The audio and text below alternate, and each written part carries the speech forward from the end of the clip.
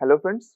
Uh, आज we will be solving the Hamiltonian question. It's a very easy questions. Actually, Hamiltonian and Lagrange questions are very easy once you identify what are the variables involved.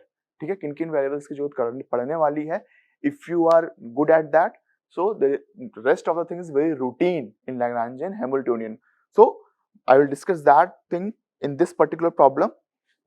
कि इसमें एक motion of pendulum है, but it is slightly different than our conventional pendulum. In what way?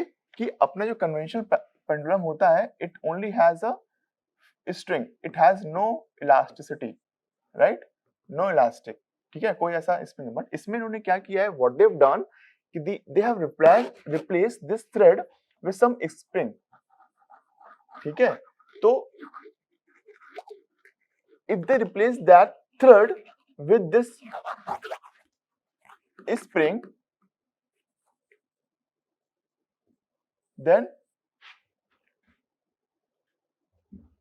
what will be the effect of this thing, this manipulation?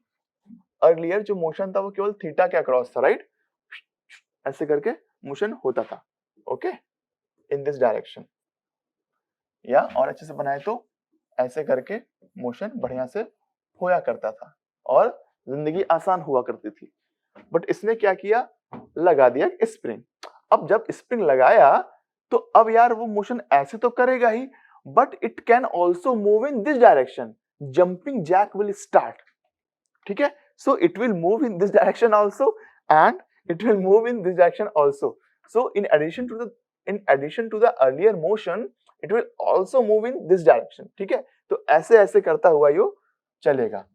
ठीक है, अगर मैं इसका थोड़ा सा रफ डायग्राम बनाने का ट्राई कर सकते हैं. तो ये जैसे कि अपना अर्लियर डायग्राम था, अर्लियर मोशन ऐसे हुआ करता था. ठीक है, इस पाथ पे था अगर अर्लियर वाला मोशन, तो ये अब जुक जुक ऐसे करके चलेगा. आए समझ? तो how much variables you need to define this motion. कितना डिग्री ऑफ फ्रीडम है? एक तो डिग्री ऑफ फ्रीडम इस डायरेक्शन में which is being defined by theta, और एक मोशन इस डायरेक्शन में, right, which is being defined by the r. r is the distance from origin, या जहां से फिक्स किया गया उसको. So if you know the equation of motion controlling these two variables theta and r, the complete motion will be defined, right? So basically कितना total variable हो गया? 2 variables हो गया, थीटा एंड r. और जैसे ही आपने ये आइडेंटिफाई कर लिया कि how many variables you are going to need for some particular problem, the Hamiltonian and Lagrangian problems become very routine. Okay? अब मैं कुछ भी सॉल्व नहीं करूंगा, बस मैं स्टेप लिखूंगा. ओके, ऐसा आने के बाद what you do, you find out kinetic energy, you find out potential energy. ठीक है, you write Lagrange equation L equal to T minus V. From here you find out P theta and PR, right, which is P theta equal to del L by del theta dot. Kindly confirm, यही होता है hopefully. Yeah, similarly PR equal to del L by del R dot. Now अब P theta and PR को you will replace in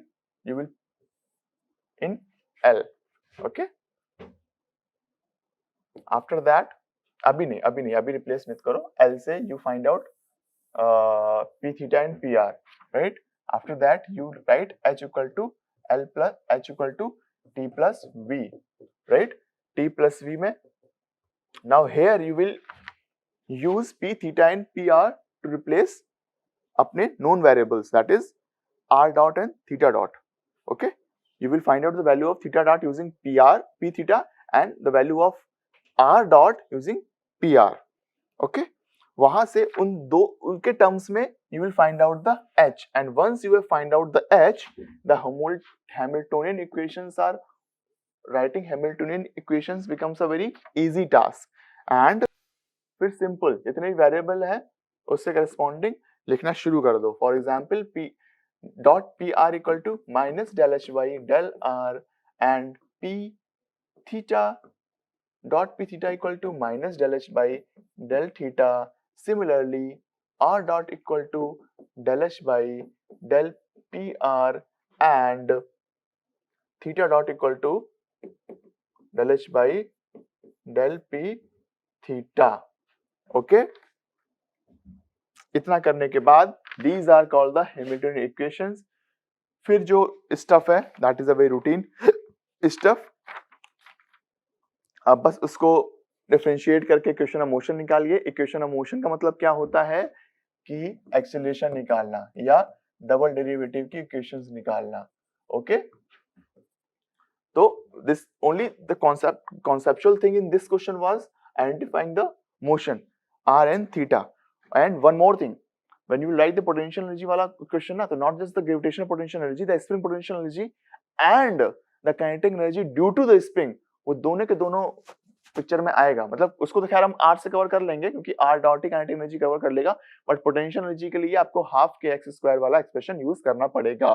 ठीक है, the potential energy तो gravitation की वजह से ही पोटेंशियल एनर्जी आएगी इन दिस क्वेश्चन, एंड जो स्प्रिंग लगाया है उसकी वजह से it will also have an additional term for the potential energy. And this is what which makes this question different from the conventional questions. Okay, तो concept पूरा समझ में आ गया है कि वन वेरिएबल इज थीटा जो कि इसका ये वाला मोशन कवर कर रहा है, वन वेरिएबल इज आर जो कि इसका ये वाला मोशन कवर कर रहा है, and one more expression due to the potential energy stored in the spring. और उसके बाद whatever we have done is nothing but routine thing. Okay, so I hope this question is clear. Just in case you have any doubt, please do reach me. Okay, thank you guys and keep practicing. Bye bye.